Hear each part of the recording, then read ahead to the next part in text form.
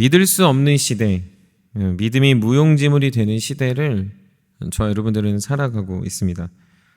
마치 중세 봉건주의 시대와 같이 오늘의 동지가 내일의 적이 되고, 신의와 사랑의 관계는 불신과 원망의 관계가 되고 있음을 우리 주변에서 너무나 많이 목격하고 있습니다. 특별히 가장 많이 사랑하고 믿어야 할 가정도 그렇게 되고, 학교 안에서의 관계도 그러하며, 안타까운 것은 심지어 교회 안에서도 그러한 불신의 모습이 여기저기 피어나고 있기 때문입니다.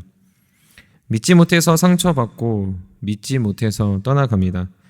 믿을 수 없다 단정하여 받아들이지 않기도 합니다. 어떠한 진리, 어떠한 삶, 어떠한 가르침에 대해서 그것에 대해 불신이 가득하니 우리는 각자 각자의 삶을 그저 자신을 믿으며 살아가는 인생이라고 할 수 있습니다. 성경은 우리에 대해서 이야기하며 특별히 우리 마음의 깊은 본성에 대해서 거듭 강조하고 있습니다.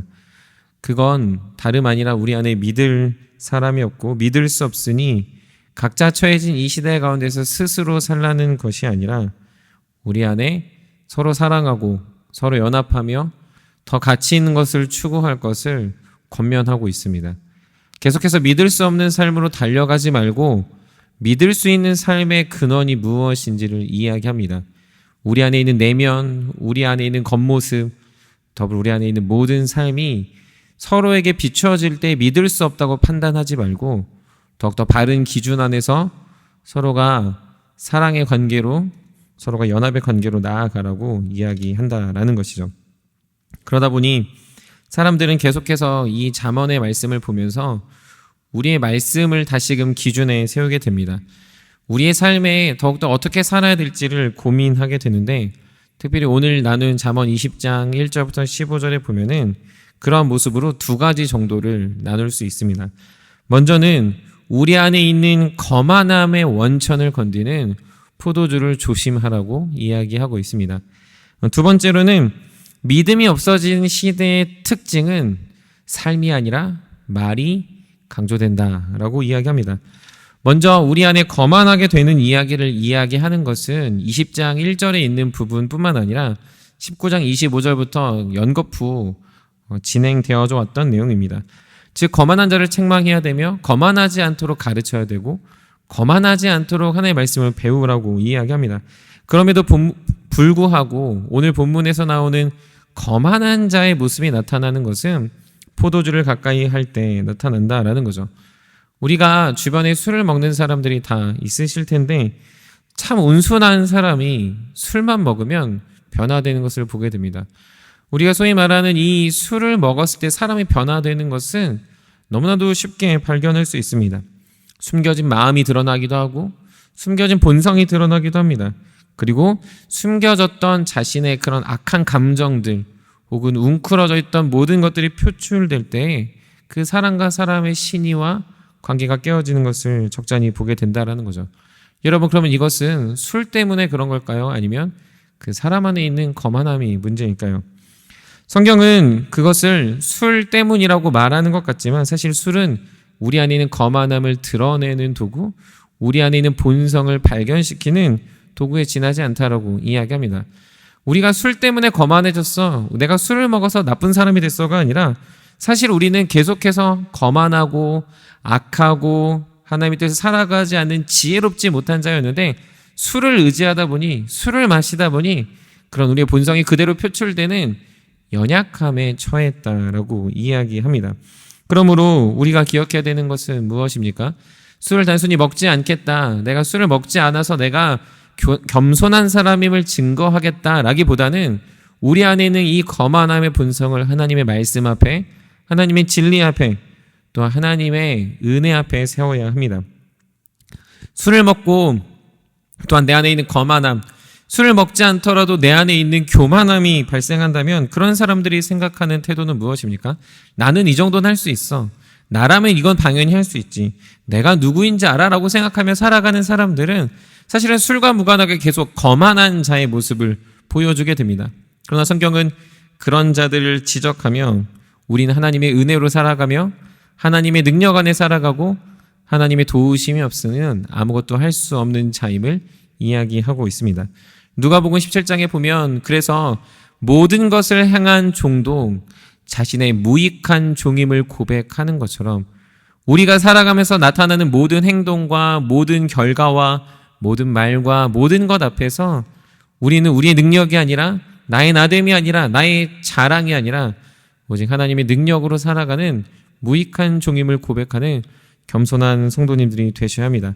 그렇게 살아갈 때, 그런 삶으로 살아갈 때 우리는 우리 안에 내재되어 있는 이 거만함을 십자가에 못 박으며 하나님과 동행하는 주의 아름다운 백성들이 될 줄 믿습니다. 바라긴 우리 금강의 모든 가족들이 내 안에 있는 내면에 있는 이 거만함의 모습 그리고 교만함의 모습, 하나님 없어도 된다라는 그 모든 생각들을 주님의 말씀 안에서 이겨낼 수 있는 귀한 자들 되길 바랍니다. 두 번째로는 사람들이 말이 많아지는 이 시대 가운데 잠언은 무엇이라고 이야기하고 있습니까? 그거는 말보다 삶이 앞서야 한다라고 가르치고 있습니다. 젊은 세대들이 장년 세대를 믿지 못한다라는 건 여기 앉아 계신 장년분들도 아마 다 알고 있는 이야기일 겁니다. 물론 그것들을 받아들이냐 받아들이지 않느냐의 문제도 있겠지만 실제로 그런 갈등과 분리가 생기는 이유는 이 젊은 세대들이 장년 세대들을 그렇게 살지 않으면서 말만 하는 세대라고 이해하기 때문에 그렇습니다.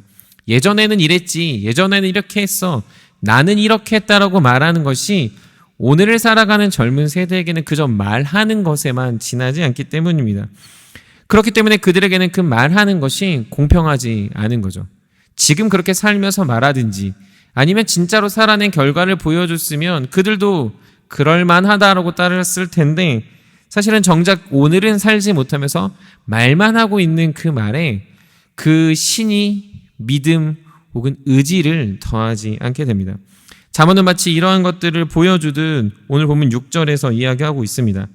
많은 사람이 각기 자기의 인자함을 자랑하나니 충성된 자를 누가 만날 수 있으랴. 다들 자랑합니다. 자신의 인자함을, 자신의 능력을, 자신의 성품을, 그리고 자신이 괜찮은 사람임을 자랑하지만 잠언 기자는 단언하고 말합니다. 충성된 자를 누가 만날 수 있겠느냐라는 거죠. 아무리 말하는 사람이라 하더라도 말로는 증명이 되지 않는다라는 겁니다. 그런데 7절에 보면 이렇게 되어져 있습니다. 온전하게 행하는 자가 의인이라 그의 후손에게 복이 있느니라. 무엇을 이야기하고 있습니까? 6절에서는 인자함을 말하고 있었다면 7절은 온전하게 행하고 있었습니다. 여러분, 무엇이 먼저입니까? 말이 먼저가 아니라 행함이 먼저입니다. 우리가 하나님 안에서 진리로 행하고 진리로 살아내며 진리 안에서 경험된 그 삶이 우리의 말이 될 때 그 말은 능력이 있고 그 말은 믿음이 갈 수 있습니다. 사랑하는 성도 여러분, 우리가 살아가는 믿음의 고백은 그래서 고백으로 끝나지 않고 삶으로 살아내게 됩니다.